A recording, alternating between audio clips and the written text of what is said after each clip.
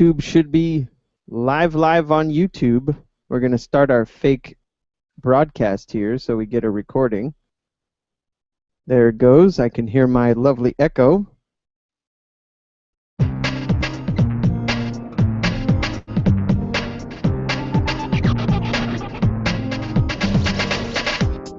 Welcome to the Sober Happy Hour radio broadcast.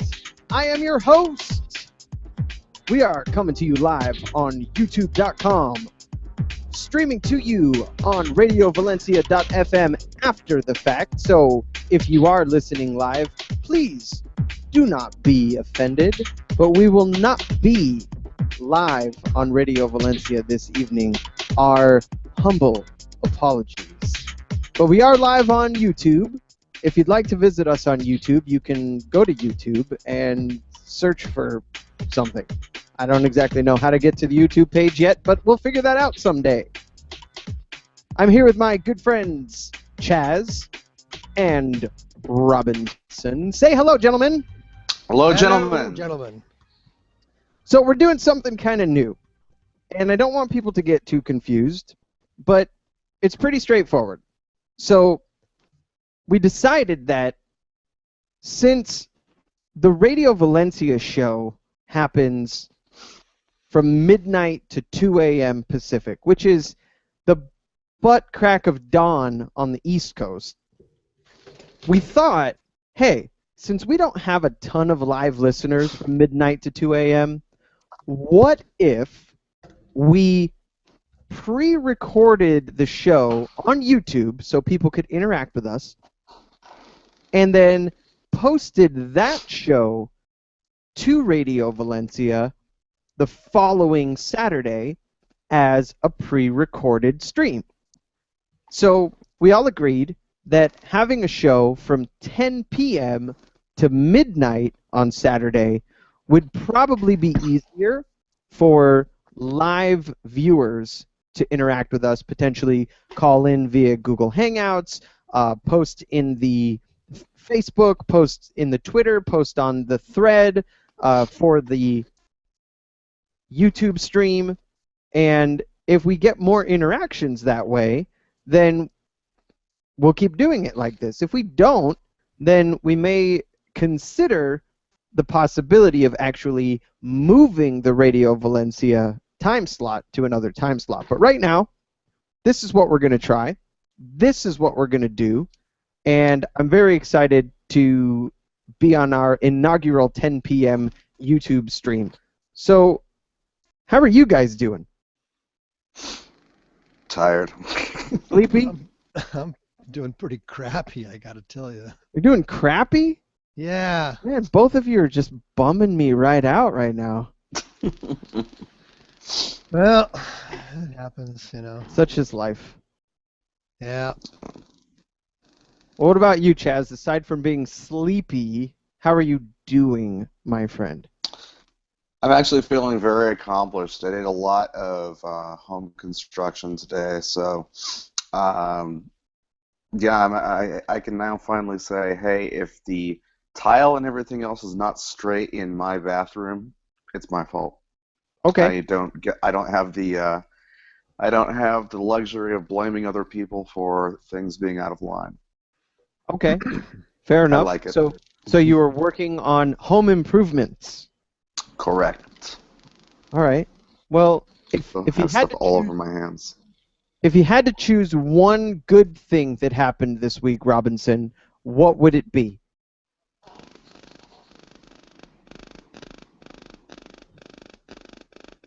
Really? Can't even think of one good thing. Or maybe he's frozen. Maybe he's not even there. No, I'm here. I had I opened the YouTube page for a minute, and I was getting the double thing going on. So I've been too afraid to actually do that. Is it scary? Okay, so I've turned the sound off. All right. Good idea. But I'm still looking at the wrong picture. Okay. Here we go. All right. What's the question? All right, here's the question. I will pose the question again. if you had to pick one good thing that happened this week in what seems to be maybe not the best week for our good friend Robinson, what would be that one good thing that you could share with the people? I did something technically correct with a computer. Wow. Yes, you know me. I You know that I'm you. technically retarded when it comes to anything computer related. Fair enough. I bought a Raspberry Pi. No way. Yeah, which requires downloading and installing an operating system, and it took me a while Sure. going through a few different ones. Then I finally got it, and it wouldn't install because the SD card wasn't big enough, so I had to go buy another one. But now the device works. I was on the internet with it, and I still have to figure out how to download and install Debian software, which is Okay. as opposed to exe or IMG or image software. It's just I don't know. I got a lot to learn yet. So let me ask you this. So because a lot of our listeners are drug addicts, not technological types, you're not talking about an actual baked good Raspberry Pi. This is a microcomputer, a small open source computer system in a very little package. Correct? Okay. Oh, I he's just bringing grabbed it. Cool. Um, Hey Robinson, is it possible for you? Is it possible, Robinson, for you to either increase your microphone volume just a little bit, or bring Increase it a my little bit closer to you? microphone. You're just a little quiet tonight. Is that better? Yes, it is. Okay. So here it is. This is the Raspberry Pi, and this one has a Wi-Fi I can see that. It's a Wi-Fi US chip. a Wi-Fi USB chip, but it doesn't work because it's not programmed for the right chipset. But I plugged my my modem directly in. Mm-hmm. Keyboard, mouse. It's got a nice little micro slot here for a microchip or SD card, so you can put your software operating system on there, plug it in. Just plug it in and go. It's got an HDMI port. There's a variety of different ones with different kind of ports. You can get Sure. the VGA port or the RCA port. And these things So do you put that usually in a cost like computer? $60, right? This was $35. It's roughly the size of a pack of cigarettes. In fact, I could probably put it inside. Yeah, I could. I could put it right inside this cigarette box. And people do that and actually hide the cigarette box places and use them in plain sight. That is the computer, Chaz. That is the computer. This is the equivalent of like a Dell desktop. Flip it around so we can see the CPU. Yeah. There it is. Yeah. Oh, wow. And it runs Android, of course, but it runs the operating system for this is called Raspbian, which is a portmanteau word for Raspberry Pi and Debian, Raspbian. Okay, that makes sense. But it runs Android or Linux? It's all Linux. Linux. Okay. Yeah. And then I was excited, and I called my friend who actually was with me when I bought it to tell him that I actually got it working, and I'm all excited and everything. And he told me that today on the market, as of today, there's a new one out called Orange Pi, which is for audio people because it's got a super fast audio graphics board, and you could do tons of audio stuff with it. And it's only $13. What? So it's basically this for $13 with a better audio graphics board. Got it. And this is a goddamn PC. You can do anything that you need to do on a computer. This will do it. Not to get off on too much of a technology tangent, because you know how I am, and I'm happy to do that if I'm allowed to. But there was a recent episode. Not too recent, but a fairly recent episode of one of my new favorite television shows, Mr. Robot.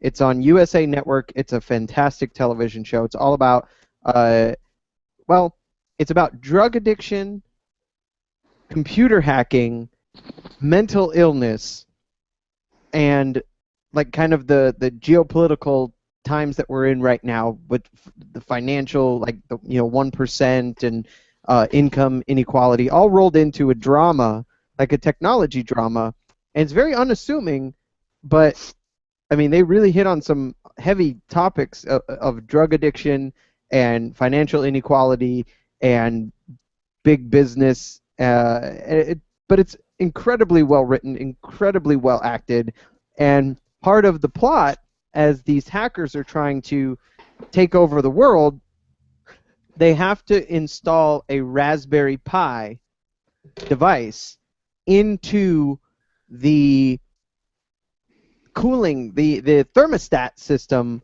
of a big Fortune 500 data center. And that's how they're going to hack into the data center through the thermostat by popping a Raspberry Pi into the network-connected thermostat. And all very legitimate, plausible way of hacking into a network, a closed network in a place like that, by popping a Raspberry Pi connected to their Wi-Fi or whatever, and hijacking the system that way. So it's very interesting that you got a Raspberry Pi, and now I'm a little bit I'm worried about you, Robinson. No. I actually bought this for a kid in Vietnam, a 10-year-old boy who's interested in computers. Really? Or maybe he was just hungry and you misunderstood. He might be hungry. He could eat it if he really wanted to. He could. I don't know what the nutritional value is, but there's probably lots of toxins. We know that it's made with conflict minerals. That's true. Maybe there's conflict vitamins. Maybe. I don't know.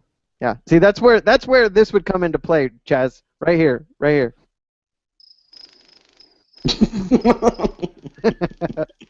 Yes. It's a bad joke. It's crickets. So this is the Sober Happy Hour radio broadcast to all of our listener.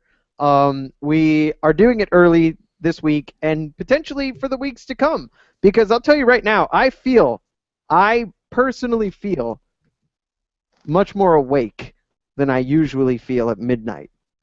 And I could only imagine for Robinson, who is 4 times older than me, how tired you must be from midnight to 2 a.m. So I'm glad we're doing it earlier. That way it doesn't cut into your beauty sleep. No. Beauty sleep is beyond me. Beyond all of us. Those that are watching the video stream are well aware. So, what are we going to talk about tonight, gentlemen? Robinson, it was your idea. Procrastination. Not to be confused with masturbation. No. Which can result in procrastination. Or it can be a tool for procrastination. This is true, and sometimes utilizes a tool. But that's neither here nor there.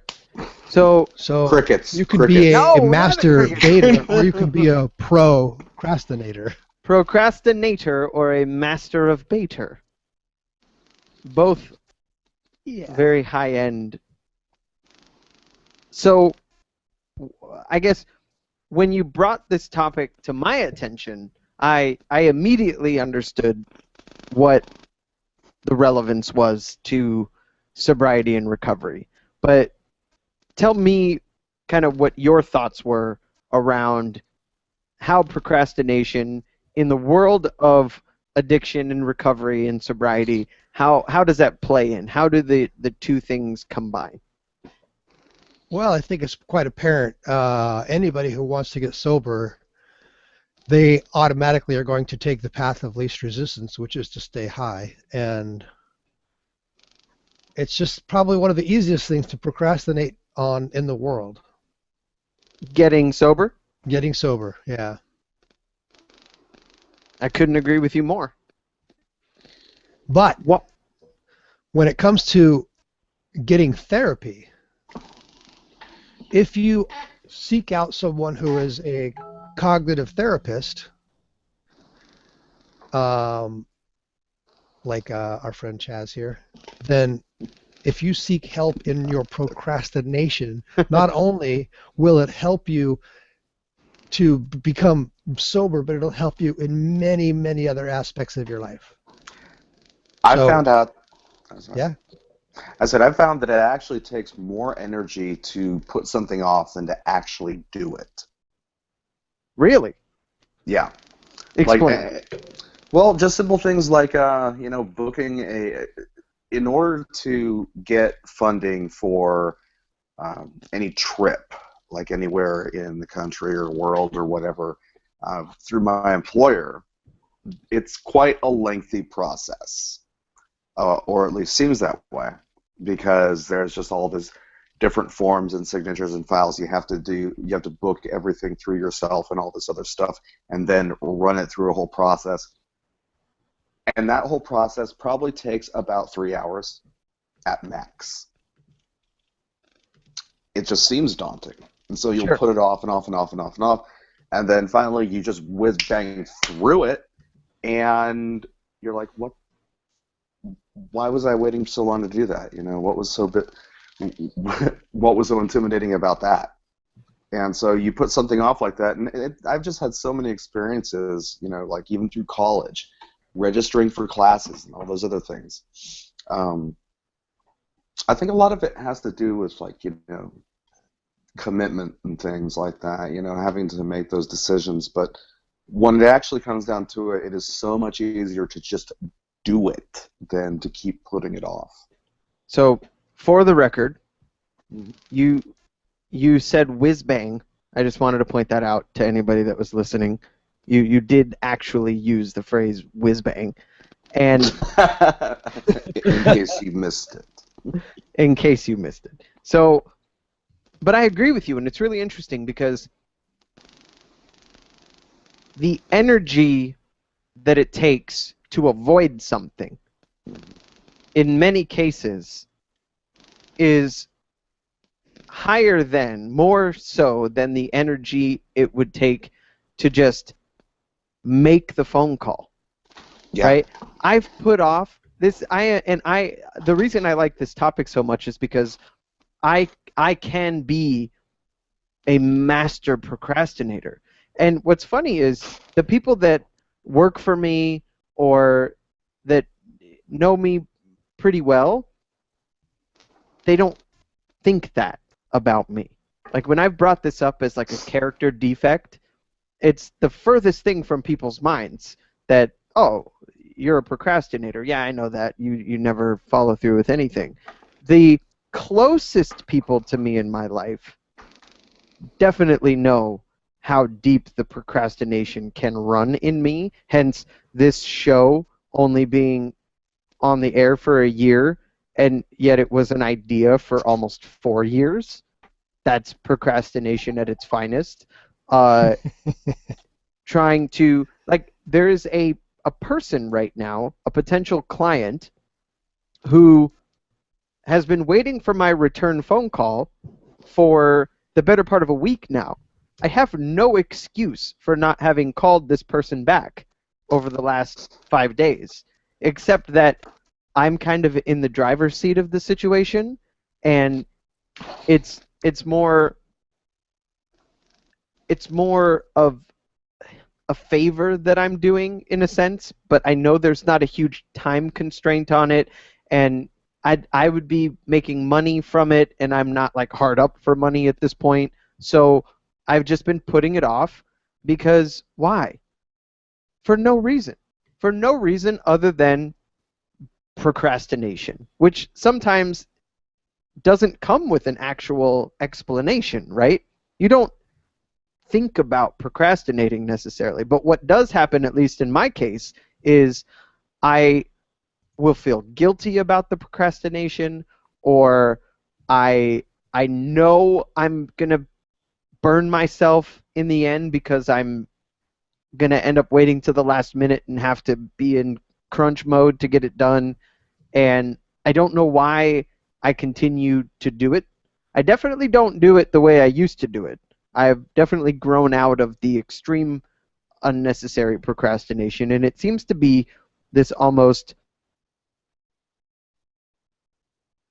egocentric procrastination that I involve myself in these days, where if I'm the one having to do something and the benefit isn't to me directly, then I might put it off longer than if the benefit is to someone else, if that makes sense. I guess it didn't. Yes. And then the longer you put it off, the more you want to procrastinate. Yeah. That's the worst thing. Simply because I feel guilty. So then to prolong or to avoid having to feel the guilt that comes with procrastinating sometimes, like calling this person back, I know that when I get on the phone, the first thing that I'm going to have to do is apologize profusely for not calling back sooner. And make up some story about why. But I was just going to hit on that, because Yes. the old me would make up a story and say that I've been super busy and that I had all this stuff going on, or the old me would even make up something awful to make the person feel bad for, maybe subconsciously being frustrated at me, right? And then I tell them that my dog died, and instead of being angry with me, now they just feel bad. They're like, oh, I feel like such a jerk. I was calling you a flake to my friends, and you had this awful tragedy happen, right? I used to I'd manipulate the situation. Now I just tell the truth. Hey, I'm really sorry. I haven't called. I should have called sooner. I apologize for not getting back to you sooner. No excuses, no bullshit. But still, I don't look forward to having to have that conversation and apologize for it. So instead, I just continue to put it off indefinitely until I lose the job. And I call them back a month later, and they're like, oh, I already found someone else. And I'm like, well, of course you did, because I made you wait a month, and I'm an asshole.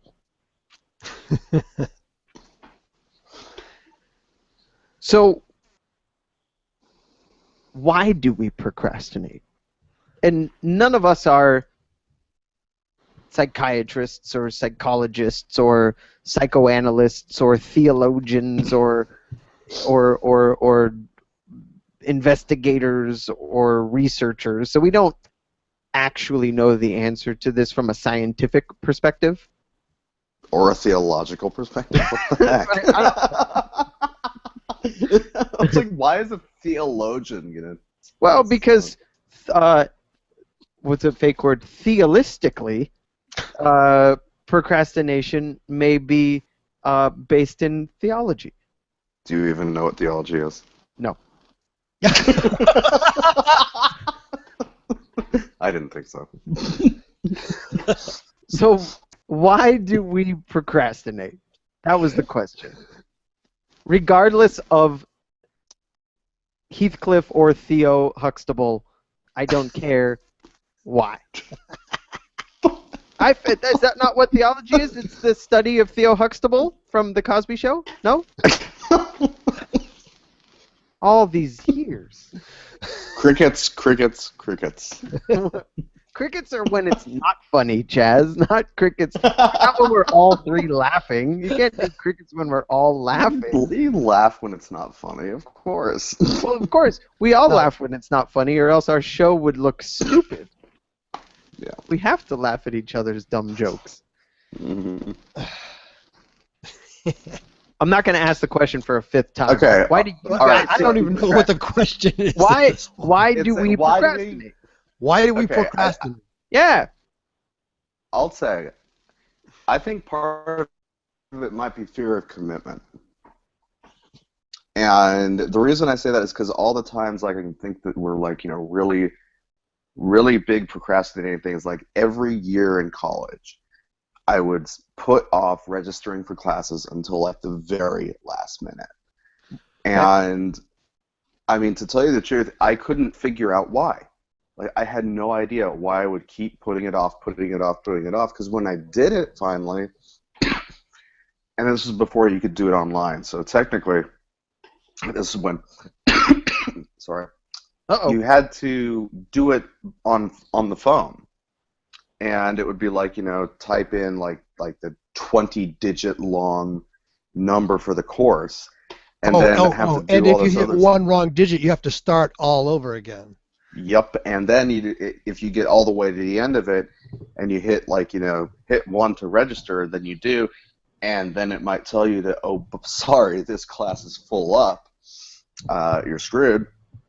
Then you do have to start over all again. Yes, Robinson, exactly. Lord. And so No wonder I procrastinated even going to college over this nonsense. yeah, so I figured it out probably about actually, I think it was probably after I graduated already, that it was most likely just fear of commitment. Okay. Fear of committing to a course of study or something like that. It was just, I don't know. It was just some kind of definite hesitation. But once I actually did it, it was like, over in 20 minutes. Right. I put off a 20-minute long activity or action for weeks. Well, and if you think about it, the outcome, right, the consequence of putting it off too long to the point where you could no longer register for a class that you needed to register for could have been dire, right? They could have completely derailed your education. So Correct. It seems that procrastination, no matter what, if you are prone to procrastinate, no matter what the outcome may be, whether it's, paying a ticket on time, or else you get an extra fine, or you have to show up in court, or paying a bill on time rather than paying it early. God forbid we pay a bill early. We have to pay it when it's due, or even something I think about. My wife has an iPhone, right? And the iPhone comes with a warranty period. And she's been having trouble with the button on the side of her iPhone. It's just not clicking properly, and which would be completely covered by the warranty. And she could take it into the Apple Store, get a replacement phone. The whole process takes, less than 20 minutes. And the warranty expires like in a few days now. And she's known about this button issue for months. And yet, if she waits too long, it'll be out of warranty, and now she's stuck with this non-working phone.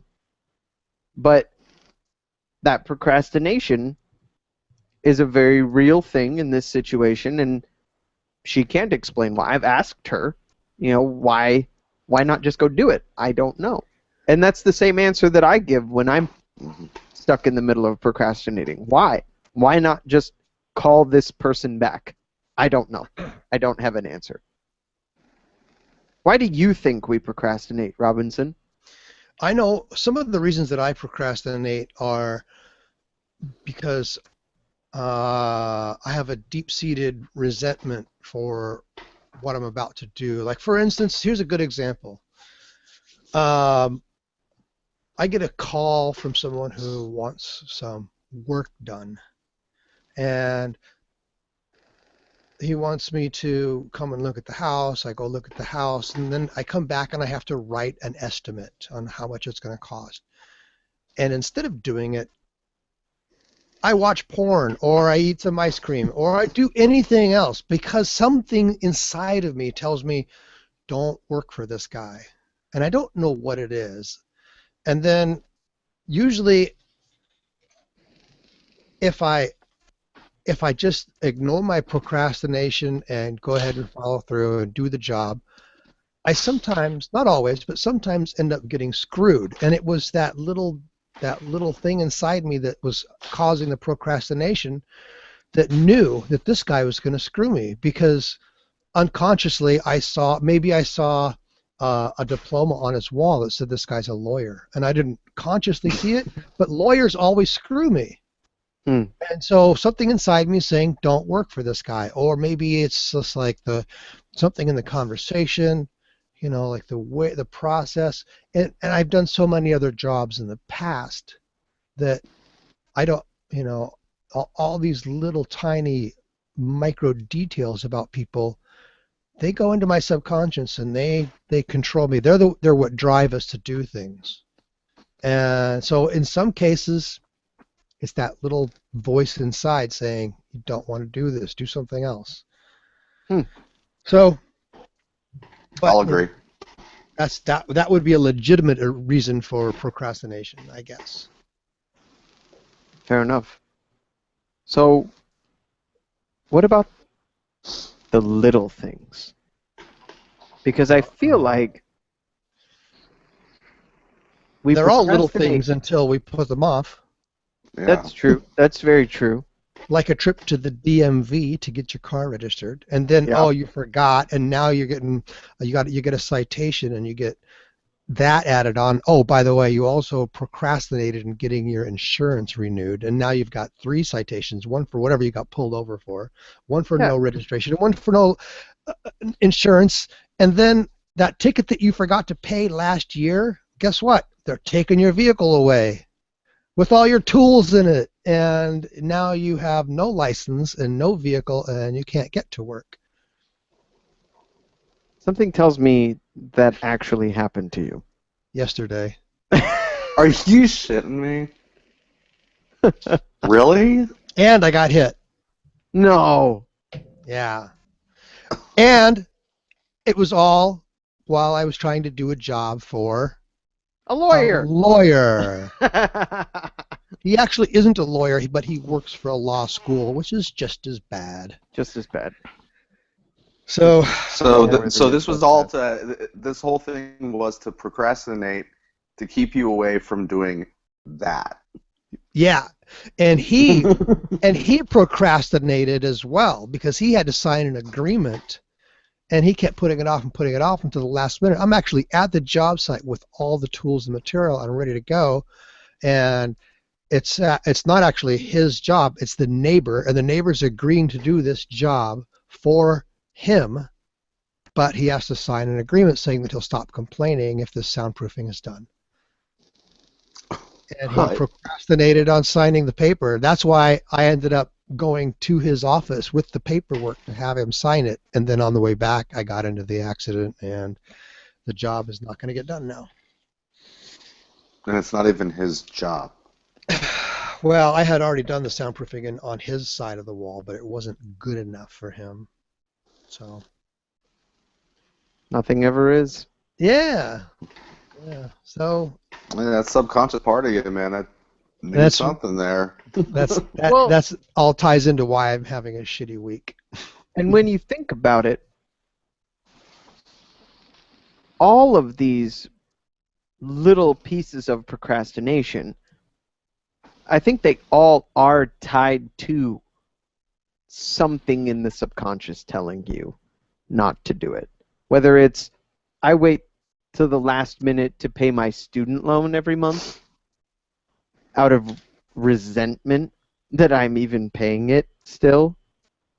Like, how many years ago did I graduate school and I'm still paying a ridiculous amount of money every month toward this student loan that seems to never get any smaller? For an education that you paid for that you don't use? Well, you sound like my grandmother. I use my education every day, but I only use, half of that education every day. Thankfully, I didn't go to school to be a lawyer and then end up in middle management with $250,000 in debt. Yeah. I went to school for restaurant management and culinary arts. Restaurant management versus regular management, very similar. So thankfully, I get to use those skills. I don't get to cook food for a living, unfortunately, right now. But that's something still. I still thankfully get to consider myself fairly young You've got the big mouth. That's kind of culinary-ish, I That's guess. true. I definitely uh, get to feed people bullshit on a regular basis at my job. Well prepared. Yes. So I guess this actually ties perfectly into an update, a sober happy hour update. Oh, this could be a good time to use the soundboard. Here, let's try that again. They have like the news thing with like. You could do that. Yeah, I was thinking a sober happy hour update. All right. It was kind of quiet, but you could hear it. And it's a good update. It's a positive update. So I told a story a couple of weeks ago about a close friend who was struggling with an alcohol problem a couple years back and asked me for help. I offered the help, and the help was never taken. You remember this story? Yes, absolutely. Mm-hmm. And we talked about it briefly, that I did what I could have done. I offered a couple of times the help that was requested, and I was never taken up on that offer, and it just sort of fizzled out, and I never heard anything about it. Until just a couple of weeks ago when I heard, hey, holy crap, this is for real. He's actually in an outpatient rehab situation now, and shit got real, and got real quick. So I have an update. I spoke to this person, and we got on this topic. I basically just threw it in his face, and I said, hey, so I heard you're in rehab. Tell me all about it. And what was so cool, what was so, I guess, rewarding about that situation to me was that not only did he realize it before it turned into a serious problem and was able to get help before it ruined his career and ruined his life, but the amount of positivity that he is exuding right now around this. And he kept reiterating the point that, and he said, and I quote, there is absolutely nothing negative about what I'm going through right now at all. Which leads me to believe that not only does he see the value in what he's doing, but that he's also feeling better and probably performing better at his job.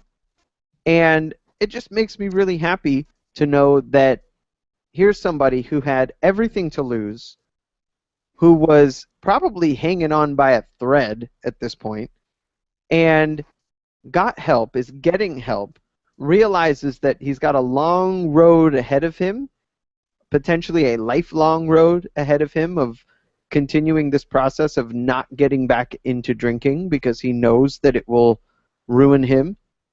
And he also said, which I thought was very profound for somebody new to recovery, that he pretty much knows that he doesn't have another run in him. Meaning, he knows that if he goes back out there and starts drinking like he was drinking, that will probably be the end of his career.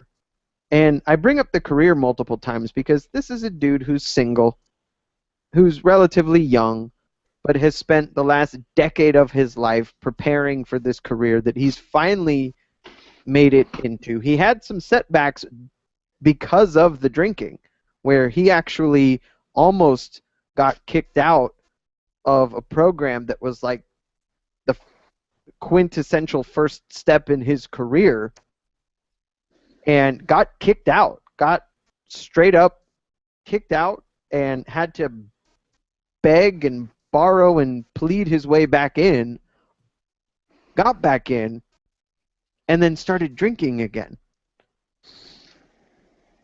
So things were okay, but he would basically white knuckle it through the week, and try not to drink during the week, and he would have, I think 4 days on and 3 days off from work. And during those 3 days off, it would be nothing but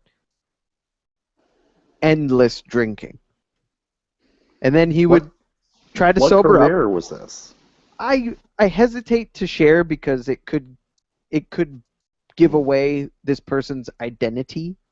But let's just say the type of job that this person does is probably not the type of job that you would want this person to be drunk while doing. Like surgery? Possibly along those lines.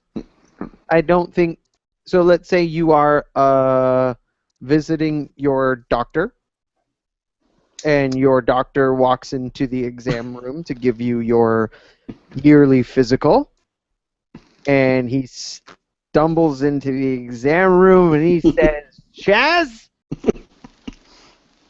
and he tries to take your blood pressure and says, "Give me your leg." And you're like, "My leg? Don't you mean my arm?" "That's what I said. Give me your leg." "Oh, Chaz, you don't have a blood pressure. I think you're dying." Right? You don't want that. That's not, like, you want this person, like, oh man, I forgot to call you last week, bro. Oh, you have fucking cancer, dude. And I forgot to tell you last week. I'm sorry, man. It was a long weekend, bro. Like, you don't, that just This is me, the world's worst doctor. the world's worst doctor. Hands down. That is Shit. awful. Oh, dude, I know you came in for a flu shot, but I grabbed the wrong syringe, man. I think I just pumped you full of estrogen. Oh, hey, look on the bright side, though. You might grow some tits. It worked really well for that Kardashian dude, Bruce Jenner. Right. Oh, God. So yes. Long story short, you would not want somebody in this profession to be showing up to work drunk or hungover. No. Right. No. The word malpractice comes into to my mind. Mm-hmm. So, but what's really interesting, without giving away the profession, apparently, and I think I knew this because I used to watch ER, but in this profession, addiction and alcoholism is actually pretty prevalent. Mm-hmm. So, fuck it. Doctors tend to Yeah, get... you just said ER, so... You know what? I could have been talking about ambulance drivers. That's true. That's true. It's true. So doctors are amongst a profession that has a very high occurrence of addiction and alcoholism. Very high. And suicide. Yes. You know, I think any career that is as stressful as that Yeah. can result in alcohol abuse and other addictions. Well, and I think the access to prescription drugs Yes. probably has a lot to do with it. I remember when Dr. Carter, Noah Wiley, in the show ER, he got stabbed in the show, and part of he was in the hospital, and they pumped him full of morphine and oxycodone and all these crazy drugs, and he got out of the hospital and was on leave for a while and got all addicted to opioids, and then came back and was like sneaking taking these drugs, and would like go into the quintessential television, drug room in the hospital where they, all the doctors have a key to the pharmaceutical room, and he would like fill up a syringe with morphine and shoot it into his wrist so that his wristwatch would cover it. And apparently this was based on like real life stuff that happens. The doctors know, oh, I can't leave track marks on my arms. I can shoot it between my toes, or I can put it under my wristwatch and try to get away with it for a while. And then what seems to be at least partially, positive silver lining to this story is that now most hospitals, most, medical groups that doctors work for have pretty good substance abuse programs and good mental health coverage for stuff like that, and it's not like a one strike and you're out type situation. They will give you the opportunity to turn it around. And better security on their pharmaceuticals too. Right. Don't just give a key to all of these heathen doctors. That's ridiculous. But in sociopaths. In ER, there's much more access because it has to be readily available for. That's true. But now it's like a computer system. Wounds. Yeah, but it all goes through computers. It's all like measured out by robots and stuff. It's pretty crazy. But if you work in an older doctor's office or maybe an older, less equipped ER, I'm sure you still have full-blown access to that stuff all the time. But then the drinking, apparently, it's so commonplace that you get off of a 3-day, a 72-hour shift, and 10 of you get off together, and 5 of you go out and get wasted because you have the next 3 days off. So it's a pretty big problem in the medical industry. Well, I mean, for a 3-day long shift, like a 72, that alone itself is enough to get you, like, just, totally impaired. Sure. Oh, airplane pilots too, by the way. Yeah. Especially international flights where they got to sit on a plane for 20 to 24 hours for a non-stop flight. Yeah. And then they land, and all they get to do is fuel up and go back home or go back the other way. They don't have time. Or sit in a really uncomfortable jump seat on the flight back and try to get some rest. Yeah, I was on a plane ride a couple weeks ago, and it kept getting delayed and everything else, and that's one of the things I kept hearing the flight attendants and pilots talking about was they had to go now before they timed out because you can only be basically awake on a plane so long, and once that time goes out, it's like they have to be on the ground and asleep. Yeah. It's like they can't be on the plane longer than that. And I think the same goes for truck drivers, and there's pretty significant substance abuse amongst truck drivers. Especially meth. Meth is a huge problem with truck drivers, and I mean, it's understandable.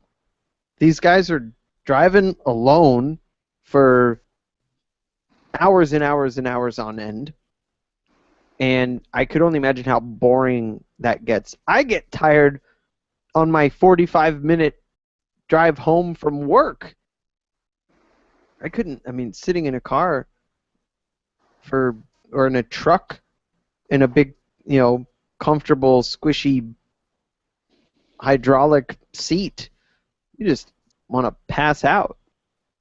And that's incredibly dangerous. So yeah, I'm going to smoke some tweak to get myself going again for the next 8-hour leg I got to drive, because when I'm not driving, I'm not making money, right? Yep, and if you get it there quicker, you get a bonus. So I think that could be a whole episode talking about different industries and the addiction and alcoholism that we see. What are the statistics around addiction in certain industries? I think it'd be interesting to talk about. So procrastination. Yeah, I know. I was getting to it. So, for the same reasons that we already discussed,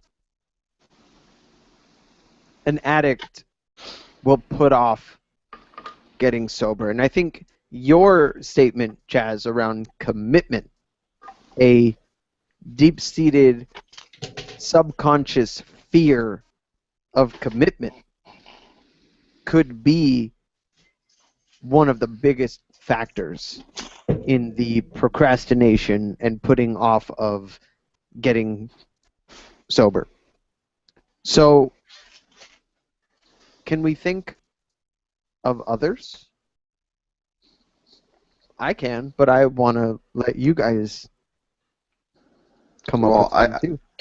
I can think that procrastination itself can kind of become like a vicious cycle in a sense. In other words, like a fear of finding out just how bad things have gotten because you've procrastinated so long.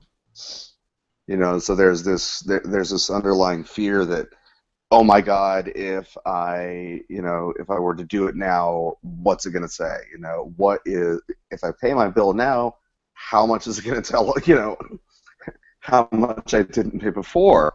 Right. Or, something like with the, oh my God, what's my cholesterol now? Because I haven't had it checked in so long. I'm just not going to get it checked again because I'm so afraid of what it would be. It just becomes this vicious cycle of putting things off, and then you're afraid because you put it off, and now you're going to put it off again. So fear. And like you said, it can be cyclical, right? It's just the fear of this fear creates the fear of this fear, which in turn recreates the fear of that original fear. And with addiction, I mean, some of those fears could be, the fear of losing your best friend. To an addict or an alcoholic, that substance has replaced friends and family and happiness. And the idea of turning your back on it is terrifying. So putting that off as long as you can and continuing to tell yourself that it's not as bad as it seems. It's not as it's not as bad as everyone else says it is. I can handle it. I can stop whenever I want. I just don't want to right now. But I think you also tell yourself, I remember telling myself, I will stop later. I will stop, but I'll do it later. When you hit rock bottom. Sure. And let me tell you how much I absolutely hate that concept. I know there is no rock bottom. It's just it's like X in algebra. It is different for every equation. Right, and I was afraid you were going to say for every one, and it is different for every one. Fine, but what you said is perfect. It is different in every equation. Right. Rock bottom, this whole concept of rock bottom is completely circumstantial, right? Because what might be rock bottom for you right now could be completely different than what rock bottom is to you 5 years ago or 5 months from now. Yeah. No one rock bottom is the exact same, and that's why, like with relapse, it's not. I don't necessarily see it as a falling back on it because it's like, okay, this relapse. It's falling forward. Yeah. You know what? That is a great way of putting it. It's a falling forward because it's not the same as the one last time. Nope. This rock bottom is not the same as the one you hit before. It might not even be the same substance. May not be the same circumstance. It may just be a whole new. You may have just plowed straight through that floor. Found a whole new rock bottom. It doesn't matter. It's a concept that is. It's useful, but not the term that it's referred. The word itself is not what is useful. The concept of you've reached the Fight Club sense. So in Fight Club, kind of the whole under portion of that film, the whole plot, right? The subplot, if you will, or the plot, the underplot, is about some self-destructive dude who is actively trying to reach rock bottom. Tyler Durden is telling the narrator, this only then have you truly hit rock bottom. But I can always, as an addict, continue to move the goalposts, right? I can say, for me, rock bottom is losing my family, losing my income, and that's rock bottom. If my family leaves me, I can still maintain all of my material things. I could even, in my case, I could even still have my job, but get kicked to the curb and have to rent an apartment somewhere. And where I'm at in my life right now, that would be rock bottom, for sure. But then as soon as that happens, you've got a whole new rock bottom. Right. As soon as I get there and I make peace with the fact that I'm alone, then rock bottom becomes, okay, well, at least I'm still healthy. I still have my job. I still have a means of taking care of myself. I still have a place to live. Okay, now I just took away your place to live. Well, okay, but at least I still have my job. I still have my health. I still have a means of taking care of myself, and I'm sleeping in my friend's extra bedroom. Well, now the job gets taken away, right? So little by little, rock bottom, the floor just keeps getting lower and lower and lower. And there's really only one real rock bottom, and that is death. Ain't no coming back from that one. You cannot recover. Yeah, that's beyond recovery. But the thing that people, I think, need to acknowledge is that the most important rock bottom is this moment. Because that floor is just shifting out all the time. Yeah. Chaz was going to say something.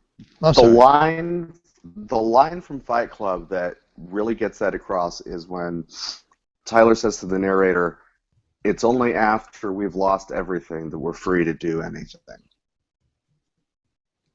Yes. And I mean that's kind of like the ultimate, you know, aside from like what Robinson says, aside from death, only after you've lost everything, that's the opportunity. That's the moment you have to do anything. Which is funny. So, yeah. Because you could, realistically, you could give up everything, right? The idea of loss in that context means that it's gotten away from you. It's been taken away from you. But in reality, if we really wanted to experience that as some, you know, I don't know, spiritual awakening, like a monk, perhaps. I take away all of the material things in this world, and I go on some spiritual journey. You could be free to do anything at that point because you have no more connection to the consumerist world that we live in, right? But for an addict, what's weird about it is I truly believe that honest to goodness rock bottom for an addict is the moment where you no longer have access to the drugs or the drink. That's when shit gets real. Because as the goalposts move further and further away, or the floor drops out below you to another level, to a sub-level, to a sub-basement D, you still have the drugs. You still have the drink. And whether you're panhandling on the street just to afford that next fix, you still have what clearly means most to you in this world. You may not understand or even fathom how you've gotten there, but then all of a sudden, you face the prospect of prison or hospitalization, and then you feel the rock bottom, the real rock bottom. Yeah. So I guess the question becomes, what are you, the listener struggling with substance abuse right now? What are you honestly willing to lose for what you're doing, knowing full well that we have told you over the course of the last year, you can recover from this. You can give this up. You can get better. You can get clean. So what are you willing to lose, to give up? Consciously, willingly give up to continue what you're doing. Mike, I think you've kind of hit on something right here about procrastination. Not wanting to hit rock bottom, not wanting to hit this particular rock bottom that you just mentioned, not having the drug of choice, not having the drink, not having whatever it is that you are addicted to. Procrastinating against hitting that rock bottom really is almost just a survival instinct. So that may be one reason people procrastinate for it, or that it may be mistaken for procrastination, when in fact it's nothing more than just basic survival. In other words, going into recovery, getting help or anything would almost seem counterintuitive Sure. in that instance. Taking away the drug that you are now convinced is keeping you alive, because withdrawal is death, and Or insanity. It can certainly feel that way. You've convinced yourself that you're on maintenance heroin. That you know how much you need to maintain. You're a smart heroin addict. So you know how much is too much, and you're not going to overdose, because, come on, only assholes overdose. And yet, those things, they keep disappearing on you.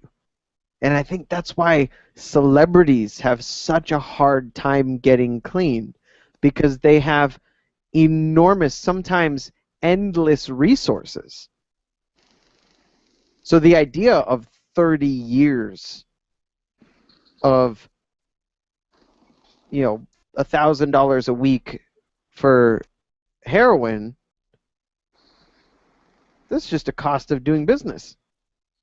They spend the same amount of money on, a massage therapist. Yeah. I think cocaine is the drug of choice in the entertainment industry. Sure. I think heroin is a very close second.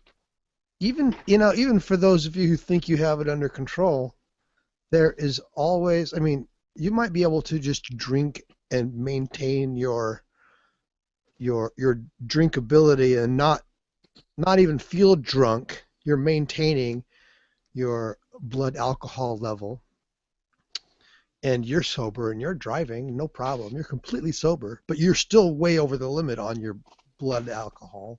Sure. And if you get pulled over, you're fucked.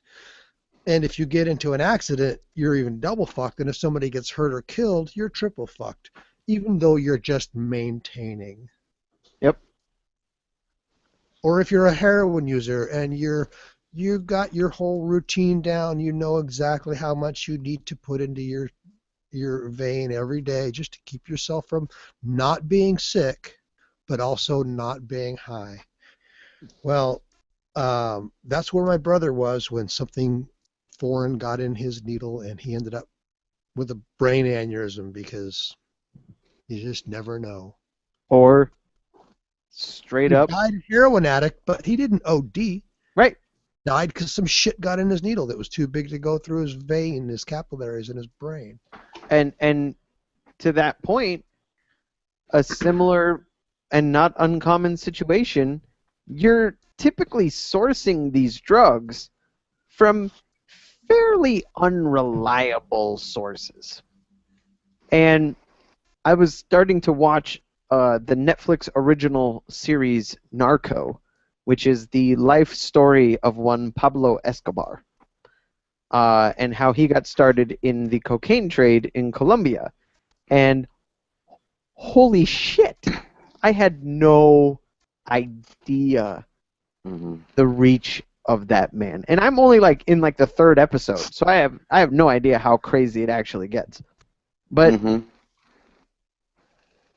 what I do know from both personal experience being around it, but also, from stories and articles and television shows based on true stories.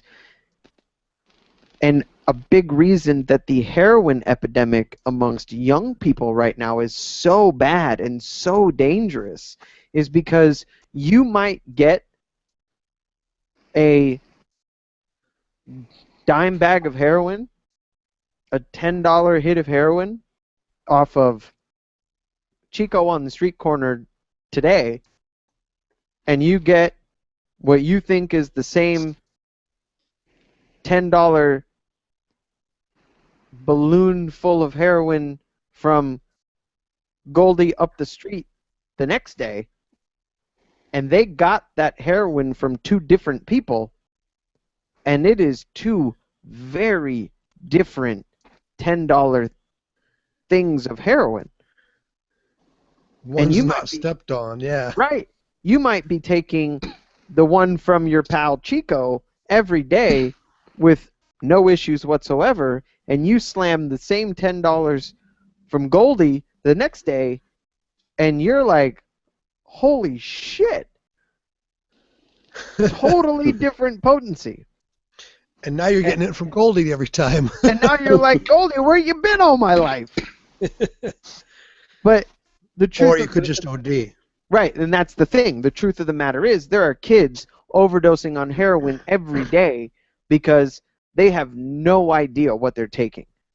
They have no idea how potent no it is. control. Because who controls it? Nobody controls it. The drug dealers control it.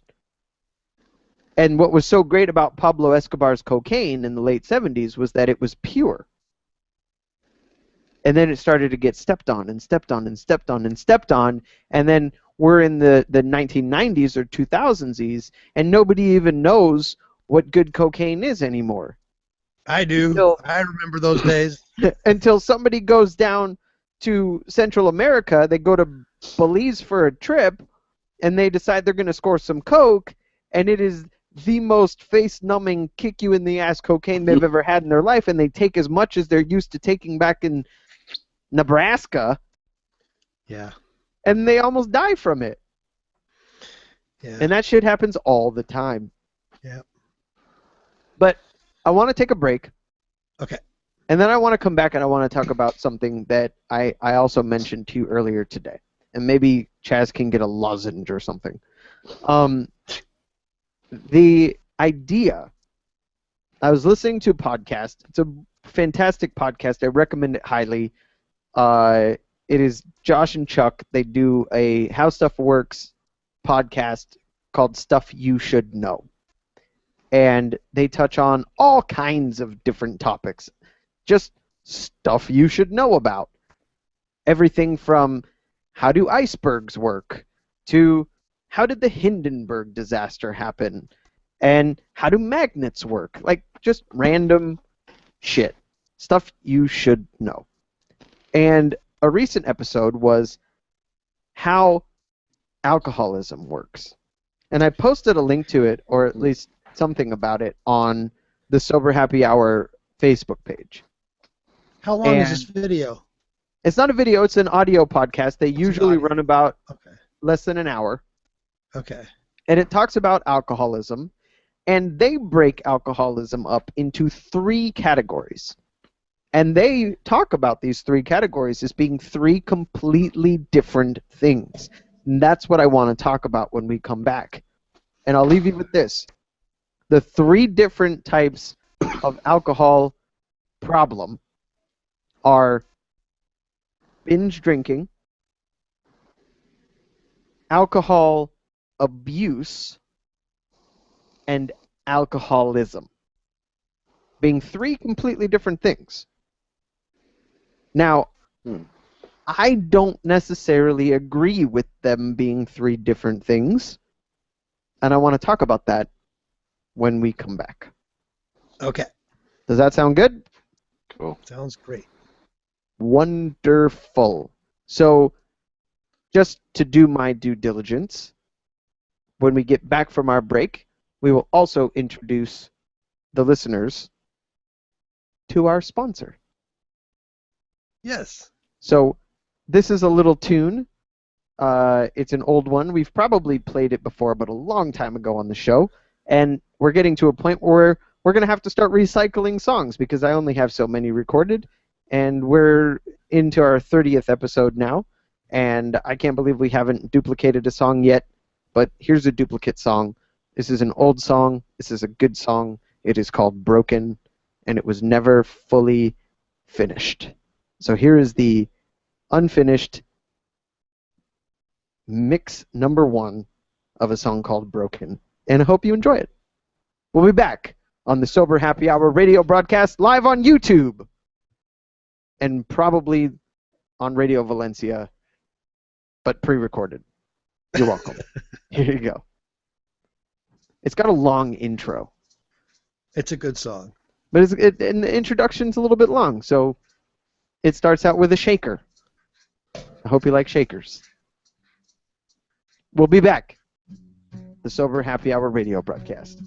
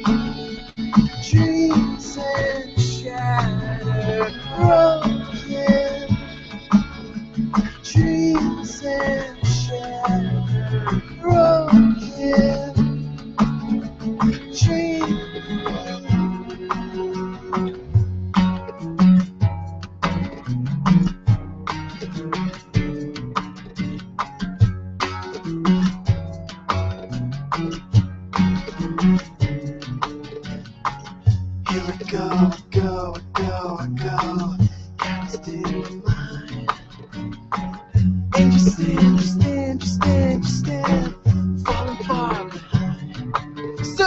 now with a kind share itself with a dead man. Broken trees and shattered. Broken trees and shattered. Broken trees and shattered. Broken trees.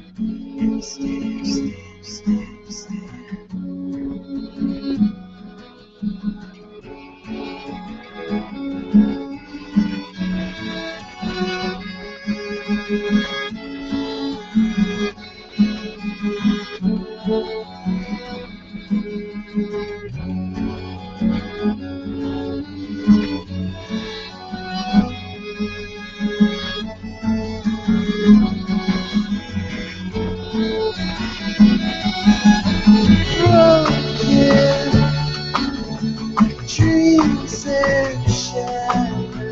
Broken trees and shattered. Broken trees and shattered. Broken trees and shattered. Broken trees and shattered. Broken trees and shattered. Broken trees and shattered. Broken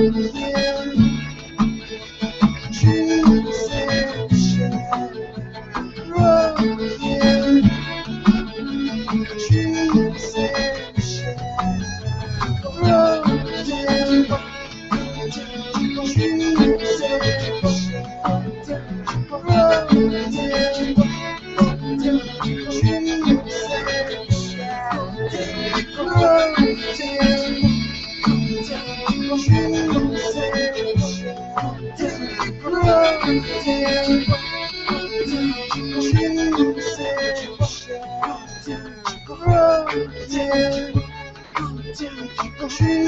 and shattered. Broken trees and shattered. Broken Welcome back to the Sober Happy Hour radio broadcast. I am your host. Thank you so much for watching and or listening. We know that we're not coming to you live on Radio Valencia, but we will be coming to you live in video format every Saturday night at 10 p.m. Pacific time, and this will be then posted on Radio Valencia for your listening pleasure from 12 a.m. to 2 a.m. Pacific time the following Saturday night. So there will be a repeat on Radio Valencia this evening at midnight, but it was the only way that we could catch up with the show, because the Radio Valencia stream tonight will start when the YouTube stream tonight ends. And I just can't edit and post the podcast that fast because that would be magical, and I would need a time machine to do so. I'd let you use my time machine, but it's broken right now. That's all right. Somebody Maybe borrowed next it time. next Thursday. You took out your headphones, Robinson. Yes, and you're hearing an echo. Now I hear myself. And I don't like hearing myself. It's one of those things, man. You ever hear yourself recorded? Okay. All right. Echo be gone. Thank you, kind sir. So, we are back We are live. We are on YouTube. I have posted the YouTube link all over the goddamn place. It's on my Facebook. It's on the Sober Happy Hour Facebook. It's on your Facebook. It's on the Twitter. So I might as well mention all of the different places that one can get a hold of us here at the Sober Happy Hour radio broadcast. We are on Twitter.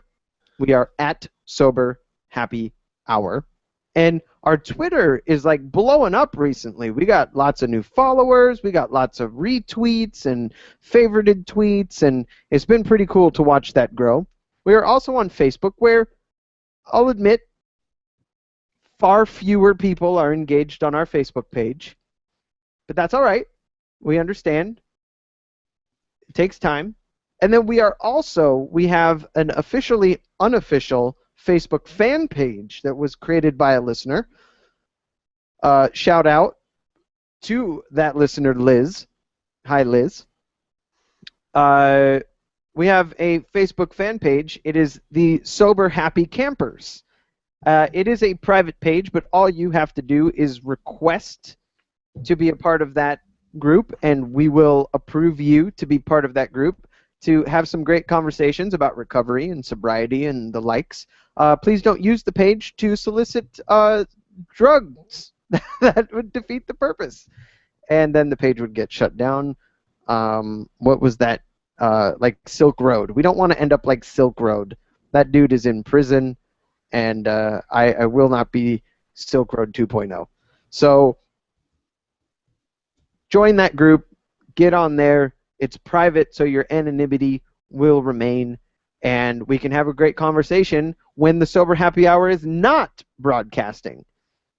We also have an email address if you'd like to email us instead and stay completely anonymous and private, which is simple, soberhappyhour@gmail.com. That's where you can also follow our Google Plus page, where we post live links to the YouTube stream whenever it happens. Like I said, it should be happening 10 p.m. Pacific time every Saturday night. But if it were to change, if it were to happen a different time or a different night every once in a while, we'll make sure to post those updates there. So this episode of the Sober Happy Hour radio broadcast is brought to you by an independent distributor of It Works. The It Works organization is a lifestyle and health-related weight loss company that was started not too long ago, a couple of years ago, by some fancy pants who sells these funky thermal wraps that somehow magically make you lose your big fat belly. And if you have a big fat belly and you'd like to lose some of that big fat belly, you can visit raywrapsyou.myitworks.com. That's RAEWRAPSYOU.myitworks.com. And you can sign up to be a loyal customer, or you can sign up to be a distributor. You can make money in just a few hours per week by becoming an independent distributor for It Works. I'm not a big fan of products that make outrageous claims. I'm not a big fan of vitamins and supplements and nonsense that say they're going to do something, but there's always the fine print that says, you know, the FDA has not looked at this shit and it may not do anything at all, but we'll take your money anyway. It is affordable to get started with It Works. It is even more affordable to get started as an independent distributor. And I know from my own personal experience that the products work and that the people selling the products at the link that I just provided are good, wholesome family people. So thank you very much to It Works and the independent distributor that is sponsoring this show, sponsoring with love, and hopefully soon cash. And that's my plug. I thought that was a pretty good plug. What did you think? That's a great plug, and it was short and sweet. And I want to tell you that after you mentioned it last week, I took the time to go and check it out and watch the entire video that they put out there. It's very informative, very educational, and if I knew some fat people, I would definitely. It's not even really about for fat people. It's just basically for that bulge. that Right. you can lose a lot of weight, but that last little bit of bulge around your belly is the last thing to get rid of, and it's really hard. And this is the stuff to do it.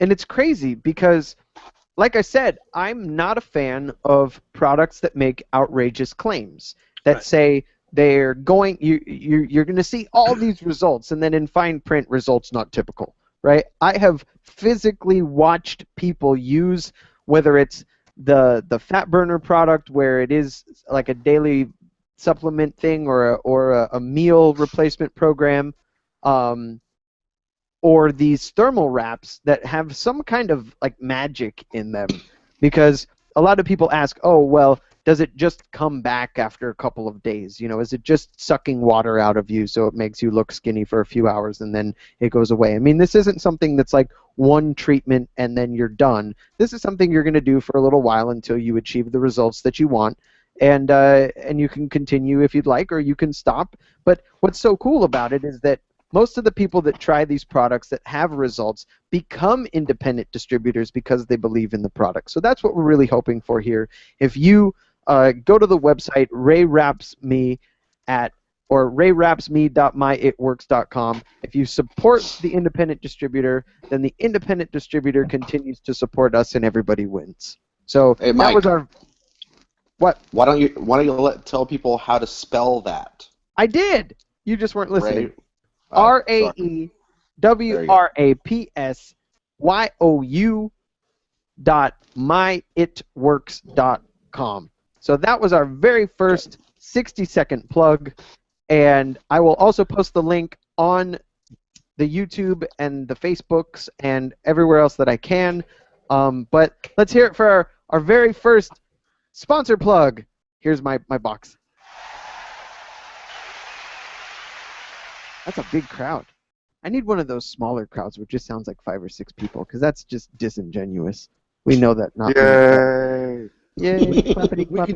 We could just do that ourselves. That's true. We could do that. Yeah. All right. So I'd like to finish out the show by talking about what we teased at the end of the last hour before the break, which was alcohol consumption, the problem drinker. And I personally, and that's why I want to talk about this, because you guys could disagree with me entirely, but the concept from the podcast that I was listening to the other day from howstuffworks.com, the Stuff You Should Know podcast, and we're not being paid by Stuff You Should Know. They did not ask us to plug their show. I just happen to really enjoy that podcast, and I listen to it all the time. They got into the topic of alcoholism and separated 3 different types of problem drinker: the binge drinker, the alcohol abuser, and the alcoholic. And they defined the 3. Binge drinker is pretty obvious. You drink like crazy over a short amount of time, and then you're dry for a while, and then you binge like crazy again. The problem drinker drinks more than the average, which this kind of blew my mind. The World Health Organization, or some big research whatever like them, Who? did a study. Who? Did a study. See, that's where... All right, that gets the cricket. That 2 very interesting facts. The average alcohol consumption for an adult male is 14 alcoholic beverages per week, which equates to 2 drinks per day, which I guess if you come home from a hard day's work and you have a couple beers, you're 14 drinks a week, and that's considered normal average. For females, it is 7. Obviously, the average not being exactly for everyone, so there'll be some average drinking men who drink less and some average drinking women who drink more, but the average is that 14 drinks per week for men, 7 for women. So when you fall outside of that average and you're drinking, but you're still relatively in control of the amount that you drink, and the biggest difference between an alcoholic and an alcohol abuser, again, in this study, is the alcoholic is physically and psychologically dependent upon the alcohol. That if they stop drinking, they will go into withdrawals and they will need professional help to quit drinking, and stopping drinking can be dangerous if you've built up this crazy tolerance and you need alcohol to function normally. So they've labeled the three that way. Now, my biggest problem with them labeling them separate that way is that if I'm a binge drinker, but I'm still lumped into the category of problem drinker, but I'm not labeled an alcoholic, am I less likely to get help and seek treatment? Or am I more likely to think that I don't really have a problem with alcohol because I'm not falling into this category of alcoholic where I have physical dependency and actual, like, liver problems and can't stop drinking and must have booze? And I think that's a slippery slope and could potentially be dangerous to somebody who's maybe walking a fine line between controllable problem drinking and uncontrollable full-blown alcoholism. What are your thoughts? I think there's another category that's missing out of those three, and it is what I call a drunkard. And that's the guy who he has a beer all the time. He doesn't chug beer. He doesn't drink beer. He sips beer. And he sips just enough to give himself a slight buzz, and he keeps that slight buzz all day. And if he goes through a period where he's has to be somewhere where he's not drinking, it's not a problem for him.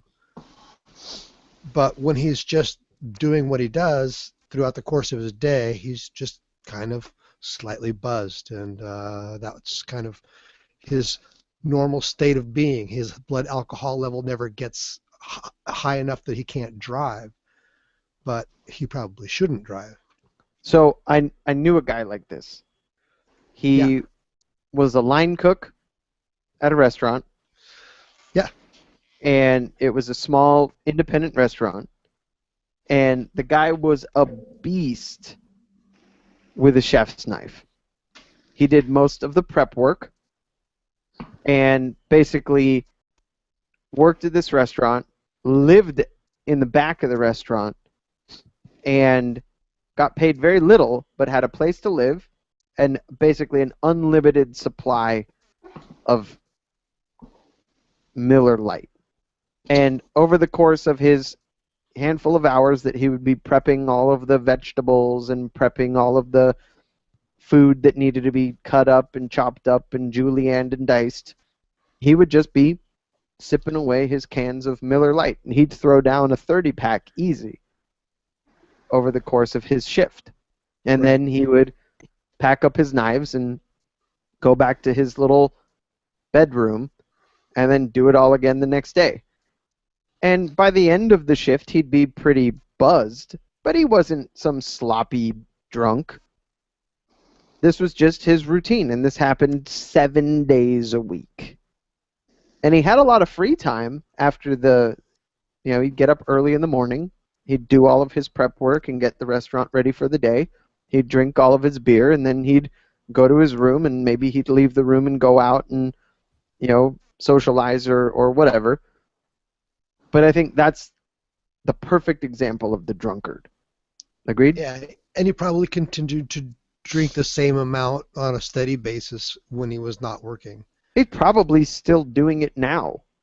Yeah, and he's completely functional and not having any kind of problem with it. And I think that's just kind of in between the social drinker and the binge drinker somewhere.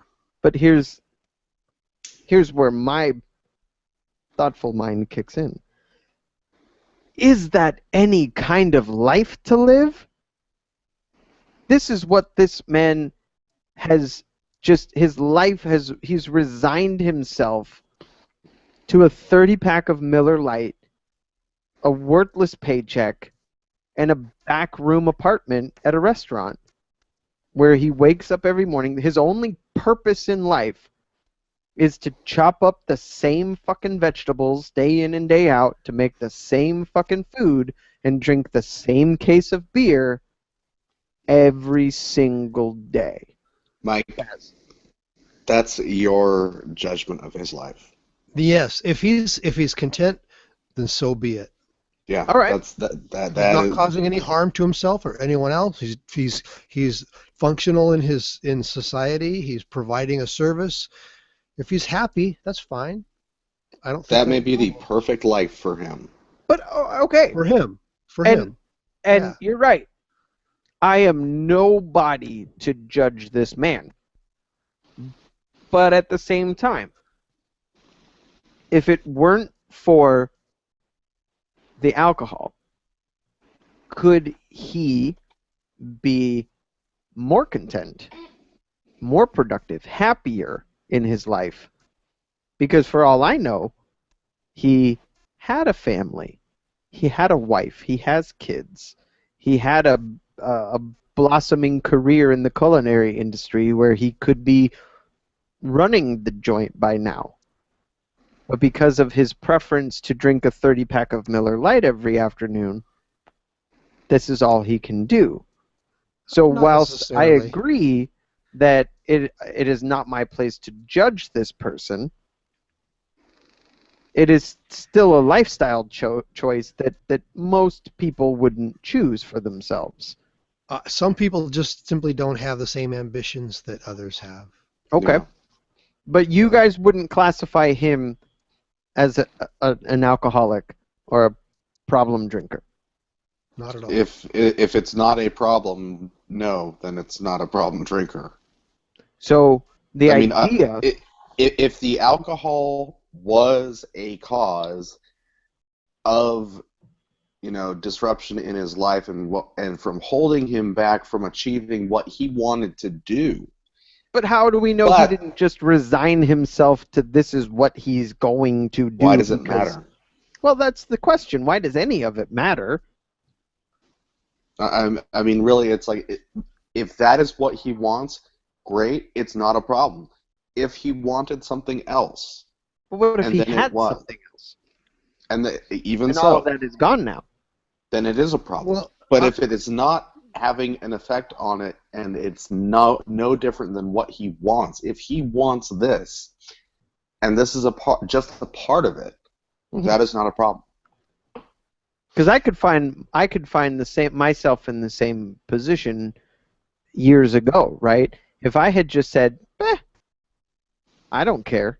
I don't give a shit about these material things. I don't give a shit about this wife of mine and my kids, whatever.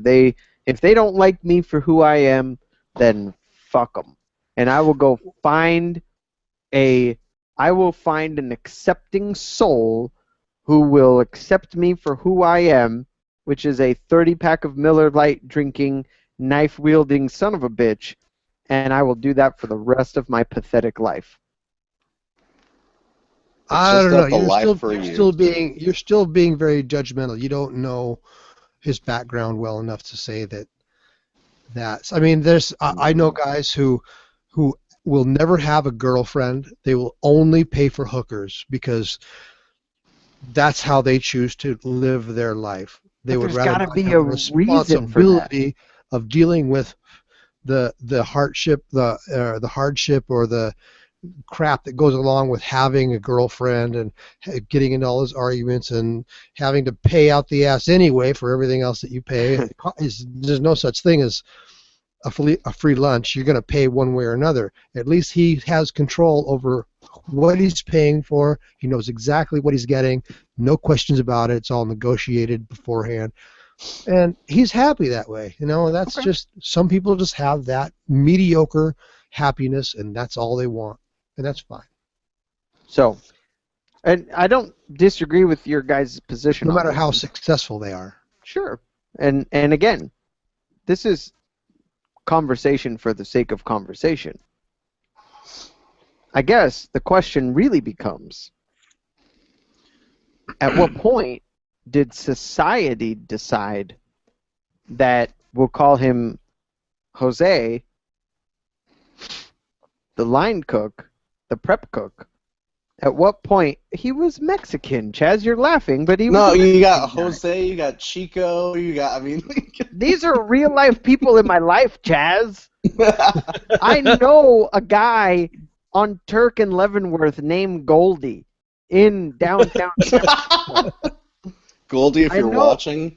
I know another dude in Oakland. Robinson, you remember this guy. His name Chico. was Mississippi. Yes. And I kid you not, he was a drug dealer named Mississippi. And he had a gold tooth right here in the shape of Mississippi. And he was called him Mississippi. I don't even know why. Why? Hey, Mississippi. Yeah. Why you got a gold tooth in the shape of Mississippi? 'Cause if I gets lost, I know where I lives. That's what he would say. Wow. I kid you not. I know a guy named Chico. I know Jose. I don't think his name was really Jose. I never really knew his name. He was a Mexican guy. And I know Goldie. This is my life, Chaz. Stop judging me. So when did society step in and make me think the way that I think, that Jose's life is a tragedy and that alcohol is the reason? Because I believe what you guys are saying. I hear what you guys are saying. I want to follow you down that path of acceptance, but at the same time, is it my brainwashed societal mind that tells me that there's no way this guy is content and satisfied with his life doing what he does every day? Or is there validity to my feeling that way? Maybe simply because I met this guy and he didn't seem like a content and happy person. He seemed like a guy who had resigned himself to this life of non-judgment because the owner of this restaurant accepted his talent for cutting vegetables, and that outside of that he was worthless. And because maybe I believe in my heart that he is not a worthless person, that he is very much capable of more than what he's doing. I don't know. I have a friend that you know, actually, Mike, who is very well off. We'll call him Murray. Okay.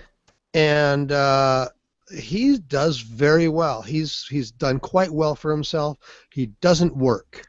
He has invested in property, and the only thing that he does is when somebody moves out, he repaints. If there's things that need to be repaired, he repairs them. And he has enough of an income because he owns enough properties that he just doesn't have to work. And he's just out riding his motorcycle, with a bunch of other guys and having a ball all the time. And he always has a beer in his hand. He's not an alcoholic by any means. I've never, ever seen him drunk. I've seen him a little tipsy here and there, but never to the point that he can't get on a motorcycle and ride it safely or drive his car safely. And then something I remember a couple of years ago, he told me that he felt that his drinking was getting a little bit too much, so he just quit. Period. He just quit drinking. I don't know how long he quit drinking. I think maybe he still has a few beers here and there now, but when he felt that it was a problem, he just simply quit drinking, and that was that. And so I'd say he's a pretty ambitious person, so that would be an example of somebody who can still be a drunkard and still fulfill his life dreams. Fair Great enough. guy. Yeah. One of the greatest people I know.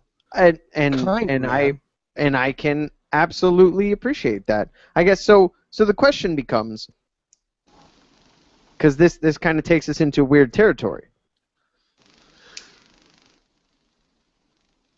what determines problem drinking? It sounds like, from what you guys are saying, that problem drinking is determined less by affecting your life and more by affecting the lives of people around you, potentially. And then also, if your drinking or drug use is getting in the way of your own happiness and dreams, if you will. Yes. Exactly. That if That's it, pretty much. All right. The definition, or at least the central defining part of problem drinking is problem. In other words, it's just like anything that is a disorder. In other words, there are plenty of things out there that are perfectly fine, perfectly, totally normal, but until they become a problem, until they become disordered, it's fine. So there are many things that are not disordered until they become disordered. So, with that way of thinking, let's say, for example, I don't care for my nose. I know that sounds funny, but stick with me, it gets better. I don't care much for my nose, and I have no use for my dick. So, when I contracted syphilis, I found no reason to get treatment because I was going to lose my nose and lose my dick, but I don't like my nose and I don't need my dick, so treatment isn't for me. Huh? I'm just saying, if you That's you kinda get far-fetched. syphilis, it's a little far-fetched, but at the same time, if you don't give a fuck, if you just don't care, But then who's to say that anything is a problem? syphilis and drinking are. I mean, you can't even compare. I think you need a better metaphor than that. All right, Yeah. I'll give you a better analogy. I just can't think of one right now. I just thought of I was just thinking along the lines of like not giving a shit about something. So just letting what I'm the talking shit. about are like behaviors and other things like that. Well, you like could- for instance, Masturbation. Okay. Some people masturbate every day. End of the day, gonna rub one out or toss one off and then go to bed because it helps them to unwind. Sure. No big deal. But when they reach a point where they just like need to watch more and more porn or whatever to get themselves to that point, and it becomes a problem that they can't sleep until they do that. Okay, then it's a problem. It's no longer just I'm just gonna do this and then I'll be fine. But what if they had no reason to need to go to bed because they have enough income that they have no reason to go to bed at a normal hour or to wake up at a specific time, so they can just rub Sure. one out whenever they like. Sure. I mean, unless they're like developing calluses on their junk, that would be a time to cut back. All right. or for instance, just think of this. Okay, have you ever not been able to pay attention or had a hard time paying attention to anything? Yes. Okay, all right. So many people have attention deficits, but does everyone have attention deficit disorder? Aha! Great example. I'm sorry. What were you saying? Okay. People can have attention deficits. No, I heard you, asshole. I was joking. Shut the fuck I up. was telling you. People tells you like I think you're going deaf, and then they go, what? Same thing. Okay. All right. All right. That is a really good example. Go. But that is what I mean by it's not really a huge problem or anything else. until it becomes a real disorder, until your attention deficit really starts impacting your life, just That's in the many right there. different When it ways. impacts your life in a negative way. You know what's awesome about this conversation is that even after all the twists and turns, the roadblocks, the esoteric conversation around syphilis, we've landed in the same place that we always land. That an addiction is defined by the destruction that it can cause in you, the problems it can cause for you, the derailment of a life, the prevention of you living the life that you want to live, or the destruction of your own health. So my fear in a conversation like this, though, is that we may have people listening who are self-destructive. They don't give a shit about themselves. They don't care about their health. They just as soon die tomorrow than live another 10 years.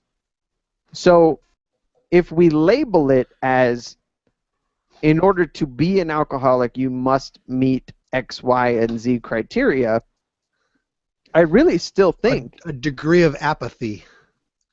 a Well, large degree of apathy. Well, Mike, kind of going back to those three different things that they said, the binge drinker, the whatever, and the Problem drinker. alcoholic. Yeah.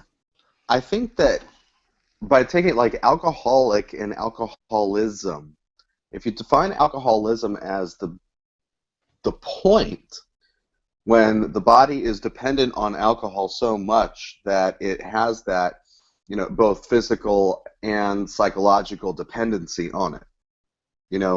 That being a state of being an actual disease itself, alcoholism, not Yes. just hi, my name is so and so and I'm alcoholic. It's I have alcoholism. It is a disease. It is something separate.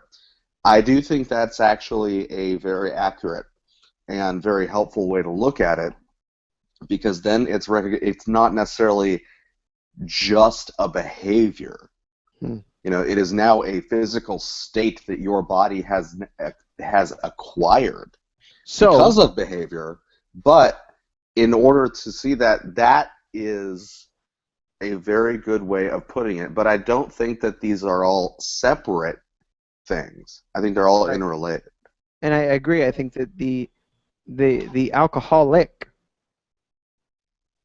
when we define it as there being an inherent problem being caused by the drinking, that's where a binge drinker, a problem drinker, or like somebody experiencing the disease of alcoholism, I think that's where they do combine into the same thing. Because binge drinking can be harmful to your health, it can be harmful to your relationships in your career, it can prevent you doing the things in your life that you want to do, as well as can being a heavy drinker, problem drinker, and being a completely uncontrolled alcoholic with the disease of alcoholism. I think they all fall under the umbrella of alcoholic, and I don't think it would be disingenuous for any of those three people to refer to themselves as an alcoholic, especially when they are seeking treatment and in recovery. Mm-hmm. Right. Yeah, I mean, there's no reason any one of them shouldn't say, "Oh, I'm not an alcoholic." Yeah, I think you're absolutely right. Any one of those people could say, "I am an alcoholic," and that would be valid. You don't have to meet just this. You don't have to.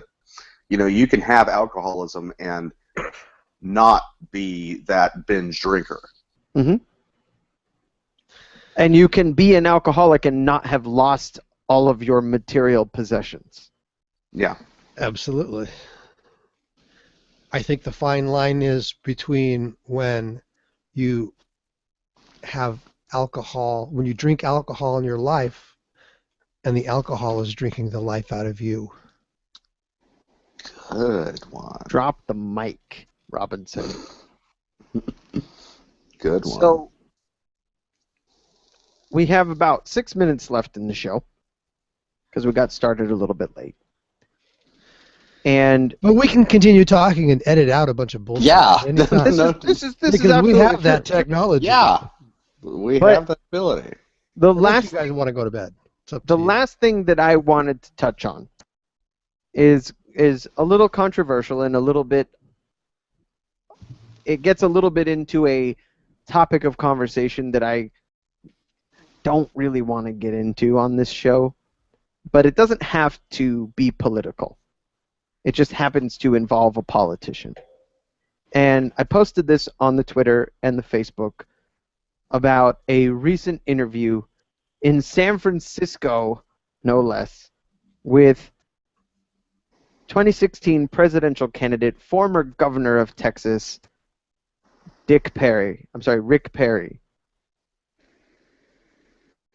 And his statements around the genetics involved in the disease of alcoholism and equating them to the genes that cause homosexuality. And that if he knew that genetically he was predisposed to be an alcoholic, then he could choose early on in his life to stay away from alcohol and then not become an alcoholic. So his point was that if you are genetically predisposed to being a homosexual, that you too should be able to choose early on in your life that because you don't want to be a homosexual, you could choose not to be a homosexual. Now, I don't necessarily want to get into the conversation about homosexuality because I do not believe that homosexuality is a choice that somebody makes. They can't choose one way or the other whom they find attractive. But it does raise an interesting question about alcoholism. I think and there it's just are studies that have proven that alcoholism runs in families, and they haven't identified the gene yet, but that genetics play a part in your predisposition to be alcoholic. I just think that Rick Perry does not necessarily fully grasp the concept of genetics. Sure, I will give you that on a Okay. platter. I'm listening to this. I haven't heard it myself. I'm just hearing it secondhand from you. But just the way he's talking about it, it's kind of like, really? In front of, mind you, in front of a majority gay crowd in San Francisco is where these comments were made. So, yeah, the question I have, though... Genes. No, I agree. Oh, God. My question, though, is around the genetics in alcoholism and addiction, and if you know that addiction and alcoholism runs in your family, so I think about it, right? I think about all of the alcoholism that's in my family, whether they admit it or not. But it's there, trust me. And so I think about it, and I make this interesting connection between myself and my troubles with alcohol, and then my purely abstinent mother. I love my mother to death. Everybody that knows me knows that. My mother has never touched a sip of alcohol in her life. So it makes me wonder if there is a gene that exists amongst my family lineage that makes members of my family predisposed to addictive behavior. Did my mother's choice to abstain from the consumption of alcohol from her youngest years to now her older years, did she dodge a bullet, potentially? is it possible that if my mother had casually started drinking in her college years abroad, that she could have turned into a full-blown alcoholic? I don't know. Oh, well, because we haven't identified the gene, we don't know if it's a dominant or a recessive gene. If it's a Sure. recessive gene, then it has a whole different role. So And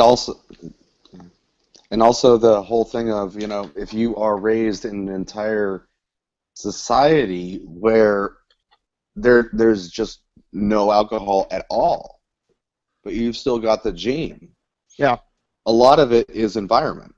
Yeah. Well, I mean, if you live in a Socialization. world, yeah, if you live in a society or anywhere where there is no alcohol, but nevertheless you would have that gene that predisposed you to it, what's the difference? right.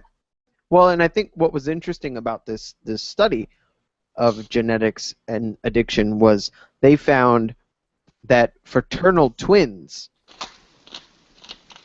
versus identical twins, that far more often both of the identical twins would have issues with addiction, and the fraternal twins were more likely that one and not the other.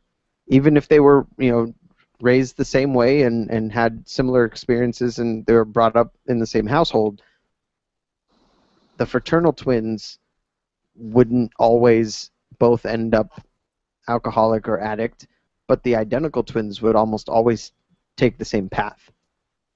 And that's when it really lent to them determining the truth behind this genetic study when it came to addiction. And I thought that was very interesting. But unless they've isolated a gene, they're just observing. And to tell you the truth, I've always been very skeptical about twin studies, because as soon as that embryo splits into two, you've got separate tracks. Right from there, they may have the same exact genetic code, but those are two distinct individual things. But they've done studies with period identical forward. twins. They've done studies with That's twins, that the twins what have I mean. been brought up in different households, different experiences, different environments, and end up with very similar lives. But nevertheless, though there are so many, as soon as that thing splits, there are now so many other mitigating factors. Okay, you've got the same exact genetic code and everything, but you've got it in so many different things that there could be a common variable in each of those twins' lives, even if they are separate.